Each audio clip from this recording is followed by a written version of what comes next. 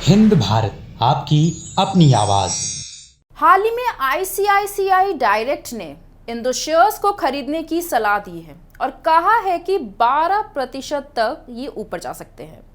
नमस्कार, मैं पूजा बिजनेस दुनिया में आपका स्वागत करती हूँ। निफ्टी 50 और बीएसई सेंसेक्स ने अब तक के नए उच्चतम स्तर को छुआ है और इसके अब धीमे होने की संभावना भी नहीं है।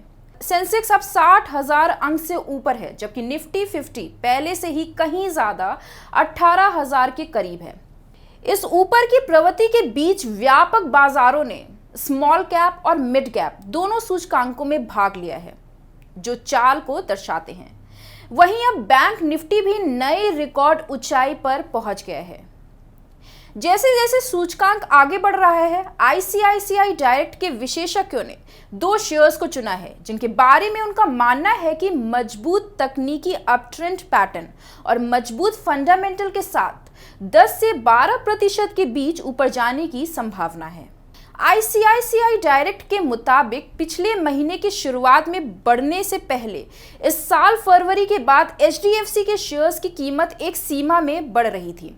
स्टॉक पिछले 7 महीनों की सीमा से ऊपर एक ब्रेकआउट उत्पन्न करने के कगार पर है और हाल ही में पिछले गिरते सेगमेंट का तेजी से रिट्रेसमेंट देखा गया है, क्योंकि 24 हफ्तों की करेक्शन केवल 7 हफ्तों में पूरी तरह से वापस आ गई है और इस तरह से नई एंट्री अपॉर्चुनिटी ऑफर कर रहा है। वहीं आईसीआईसीआई डायरेक्टर ने कहा, ब्रोकरेज फर्म को उम्मीद है कि स्टॉक 3,125 रुपए के स्तर की ओर बढ़ेगा, जो मौजूदा स्तरों से 10% ऊपर है। आईसीआई डायरेक्टर ने यह भी कहा कि 3 महीने की समय सीमा के साथ व्यापार की सिफारिश की गई है। बता दें कि रियल एस्टेट सेक्टर के शेयर्स ने हॉल के कारोबारी सत्रों में बेंचमार्क इंडेक्स से बेहतर प्रदर्शन किया है।